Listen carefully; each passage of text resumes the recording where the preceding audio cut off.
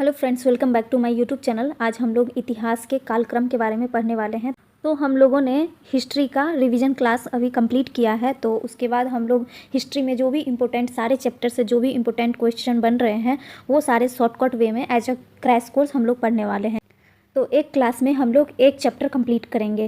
तो इसमें जितने भी क्वेश्चन हम लोग पढ़ने वाले हैं सारे के सारे इम्पोर्टेंट होने वाले हैं, क्योंकि ये पिछले क्लासों में जो हम लोग पढ़े हैं पूरे हिस्ट्री का उसी का ये शॉर्टकट वे है। जो जो इम्पोर्टेंट क्वेश्चन है जो हमेशा एग्जाम्स में रिपीट होते हैं जिस टॉपिक से, वो सारे टॉपिक हम लोग कवर करने वाले हैं। तो ये ज़्यादा लंबा वीडियो भी नहीं होने वाला है और ये 10 से 12 क्लास में पूरा हिस्ट्री भी कंप्लीट हो जाएगा। तो आप लोग ध्यान से पढ़े, अच्छे से सारे टॉपिक्स याद कर ले। तो चलिए अब क्लास स्टार्ट करते हैं।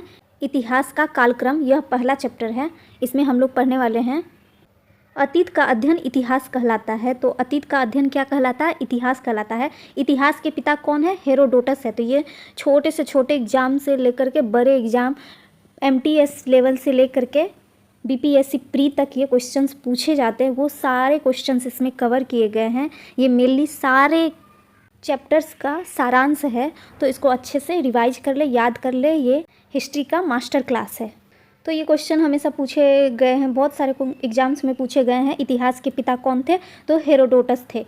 इतिहास को 3 भागों में बांटा गया है। प्राग ऐतिहासिक काल, आदि ऐतिहासिक काल और ऐतिहासिक काल है। लिखित साक्ष्य उपलब्ध नहीं है। प्राग ऐतिहासिक काल वो काल है जिसमें लिखित साक्ष्य उपलब्ध नहीं है और उसे ही पाषाण काल कहा गया। पाषाण काल में एक काल है धातु काल और एक है पाषाण काल है। तो इतिहास के 3 भाग है, प्राग ऐतिहासिक काल, आदि ऐतिहासिक काल और ऐतिहासिक काल। 3 भागों में बांटा गया है। प्राग ऐतिहासिक काल वो काल है जिसका लिखित साक्ष्य उपलब्ध नहीं है। उसमें है पाषाण काल। पाषाण काल और धातु काल 2 काल में बांटा गया है। पाषाण काल में पूरा पाषाण काल, मध्य पाषाण काल, नव पाषाण काल। और धातु काल में कौन से आते हैं? ताम्र युग, कांस्य युग और लौह युग। ये तीनों युग आते हैं धातु युग में। और आदि ऐतिहासिक वो ऐतिहासिक काल है जिसमें लिखित साक्ष्य तो है परंतु उसे पढ़ा नहीं जा सका, जिसमें हड़प्पा सभ्यता और सिंधु सभ्यता आती है जिसको हम लोग पढ़ नहीं पाते, बट वो साक्ष्य लिखा गया है। ऐतिहासिक काल वैसा काल है जिसमें लिखित साक्ष्य उपलब्ध है और उसे हम लोग पढ़ भी सकते हैं, जैसे कि वैदिक काल को हम लोग पढ़ भी सकते हैं और लिखा भी गया है। तो हम लोग ये तीनों टॉपिक पढ़े हुए हैं पहले भी क्लास में। रिवीजन क्लास है जिसमें हम लोग सारे अच्छे से कवर किए हैं। अगर आप लोगों ने नहीं देखा है तो उसको जाकर के देख ले, उसमें डीपली हम लोग पढ़े हुए हैं। लाइन बाय लाइन पूरा खान सर पॉकेट GK सामान्य ज्ञान बुक का टॉपिक रिवाइज किए हैं हम लोग। इसमें हम लोग शॉर्टकट वे में पढ़ाई करेंगे, बट सारे क्वेश्चंस एग्जाम के पॉइंट ऑफ व्यू से अच्छे होंगे और ये सारे पूछे जाते हैं। ये सारे एक भी इससे क्वेश्चन छूटेंगे नहीं, इतना तो है।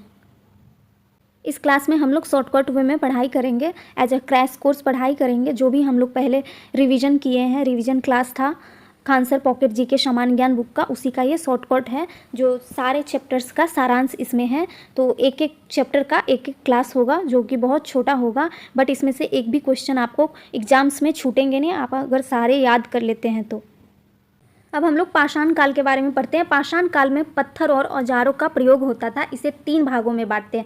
भारत में सर्वप्रथम 1863 ईस्वी में रॉबर्ट ब्रूस फ्रूट ने पाषाणकालीन सभ्यता की खोज की थी। तो ये क्वेश्चन भी बहुत सारे एग्जाम्स में पूछे गए, प्रीवियस ईयर में पूछे गए। एग्जाम्स में पूछे जाते हैं ऐसे कि भारत में सर्वप्रथम पाषाणकालीन सभ्यता की खोज किसने की थी? तो रॉबर्ट ब्रूस फ्रूट ने की थी और 1863 ईस्वी में की थी। भारतीय पुरातत्व का पिता किसे कहते हैं? सर अलेक्जेंडर कनिंघम को कहते हैं। तो किसको कहते हैं? सर अलेक्जेंडर कनिंघम को कहते हैं। पूरा पाषाण काल 20 लाख ईसा पूर्व से 12,000 ईसा पूर्व तक था। पूरा पाषाण काल का युग कब से कब तक था? तो 20 लाख ईसा पूर्व से 12,000 ईसा पूर्व तक था। आग की खोज हुआ था। आदि मानव और खानाबदोश जीवन जीते थे वो लोग। तो आग की खोज पूरा पाषाण काल में हुआ था। आदि मानव की तरह लोग जिंदगी जीते थे और खानाबदोश की तरह जिंदगी जीते थे। खानाबदोश मतलब लोग बस खाने पर आश्रित होते थे, उसके अलावा कोई भी संस्कार उन्हें नहीं आते थे। मानव की जीविका का आधार शिकार करना था, बस शिकार करके खाना खाना हो गया, बस इतना ही जिंदगी था उस समय लोगों का। तो उस समय मानव आदि मानव की तरह होते थे। खानाबदोश मतलब शिकार करते थे, खाना खाते थे, बस उसका ज़िंदगी वहीं ख़त्म होता था। वो बस खाना खाने के लिए ही ज़िंदगी जीते थे। औजार, कुल्हाड़ी या हस्तकुठार थे। तो औजार क्या क्या था? कुल्हाड़ी और हस्तकुठार का आविष्कार हो गया था, जो कि वो शिकार करने में इस्तेमाल करते थे।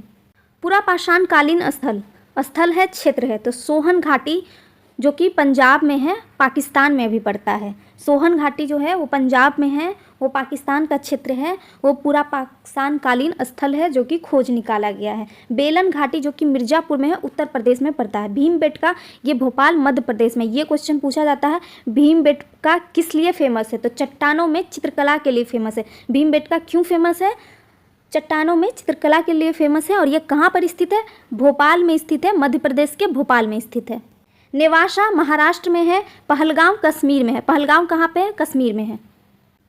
अब हम लोग मध्य पाषाण काल के बारे में पढ़ते हैं जो कि 12,000 ईसा पूर्व से 10,000 ईसा पूर्व तक रहा था। तो सबसे ज़्यादा समय काल के लिए कौन सा काल था, तो पूरा पाषाण काल था जो कि 20 लाख से 12,000 ईसा पूर्व तक था। और मध्य पाषाण काल है जो कि 12,000 से 10,000 ईसा पूर्व तक था।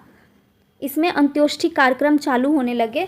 तो अंत्योष्ठी कार्यक्रम कब करने लगे थे, मध्य पाषाण काल में करने लगे थे। मतलब कि लोगों के मरने पर उसके लिए कार्यक्रम करते थे, जैसे दाह संस्कार करते हैं, वही अंत्योष्ठी कार्यक्रम कहलाता है। माइक्रोलिथ एज था, वो माइक्रोलिथ एज है। मध्य पाषाण काल कौन सा है, माइक्रोलिथ एज है। ये भी क्वेश्चन पूछे जाते बहुत बार, बहुत सारे एग्जाम्स में क्वेश्चन पूछे गए हैं, तो इसको भी याद कर ले अच्छे से। औजार, फलक, छेदनी और खुरचनी। तो मध्य पाषाण काल में फलक, छेदनी और खुरचनी इसका भी आविष्कार हो गया था। फलक, छेदनी, छेदनी जो छोटे छोटे कील जो खोदने के काम होते थे, खुरेचने का काम, ये सब औजार था। तो ये सब का आविष्कार हो गया था मध्य पाषाण काल में। मुख्यतः आखेटक एवं पशुपालक सबसे पहला पालतू पशु कुत्ता था। तो सबसे पहला पालतू पशु कौन सा था, तो कुत्ता था। ये क्वेश्चन बहुत इंपॉर्टेंट है, इसमें जितने भी है सारे क्वेश्चन इंपॉर्टेंट है, सारे एग्जाम्स में पूछे गए, ऐसा आपको देखने को मिलेगा। क्योंकि ये सारे जितने भी रिवीजन क्लास किए हैं हम लोग, उसका ही ये शॉर्टकट है, जो जो इम्पोर्टेंट है उसको सारांश के रूप में रखा गया है। मध्य पाषाण कालीन स्थल क्षेत्र आदमगढ़ और मध्य प्रदेश। तो मध्य पाषाण कालीन स्थल जो कि खोजे गए हैं, जो कि आदमगढ़ में मध्य प्रदेश में थे। आदमगढ़ है जो कि मध्य प्रदेश में है। बागोर जो कि राजस्थान में है। अब हम लोग नव पाषाण काल के बारे में पढ़ते हैं जो कि 10,000 ईसा पूर्व से 3,000 ईसा पूर्व तक रहा था। अस्थाई आवास और पशुपालन। तो नव पाषाण काल में अस्थाई आवास लोग रहने लगे थे, एक जगह घर बना करके रहना स्टार्ट कर दिए थे और पशुपालन करना स्टार्ट कर दिए थे। कृषि का साक्ष्य मेहरगढ़ में है। कृषि का साक्ष्य कहाँ पे, सबसे पहला कृषि का साक्ष्य कहाँ पे मिला है, तो मेहरगढ़ में मिला है, जो कि पाकिस्तान में अभी पड़ता है। ये क्वेश्चन भी बहुत इंपॉर्टेंट है। पहली खेती 7000 BC सुलेमान किरथर पहाड़ी के मध्य जौ तथा गेहूं की गई थी। तो पहली खेती कहाँ पे की गई है, सुलेमान किरथर पहाड़ी के मध्य जो जौ और गेहूं की गई है, 7000 BC में पता चला था। तो पहली खेती कब हुआ था, 7000 BC में हुआ था, मतलब 7000 ईसा पूर्व में हुआ था, जो कि सुलेमान और किरथर पहाड़ी के मध्य में हुआ था। वह जगह का नाम है मेहरगढ़, जो पाकिस्तान में अभी पड़ता है। जौ पहली फसल जौ, गेहूं और कपास की खेती का प्रमाण मिला है। फसल काटने का औजार, नव पाषाण काल में फसल काटने का औजार भी बना लिया गया था। मनका और पहिया का प्रयोग करने लगे थे। एक सामान को एक जगह से दूसरे जगह ले जाने के लिए लोग पहिए के ऊपर तख्ता रखकर उस पर सामान रख के ले जाने लगे थे। तो पहिए का आविष्कार कर लिए। मनका का भी आविष्कार हो गया था। नव पाषाण कालीन स्थल कोल्डिहवा कहाँ पे है, उत्तर प्रदेश में। सबसे पहले यहाँ पे चावल के साक्ष्य मिले हैं, जो कि 700 ईसा पूर्व में कोल्डिहवा में चावल के साक्ष्य मिले हैं। प्रयागराज उत्तर प्रदेश में पड़ता है, यहाँ पे चावल की खेती हुई थी।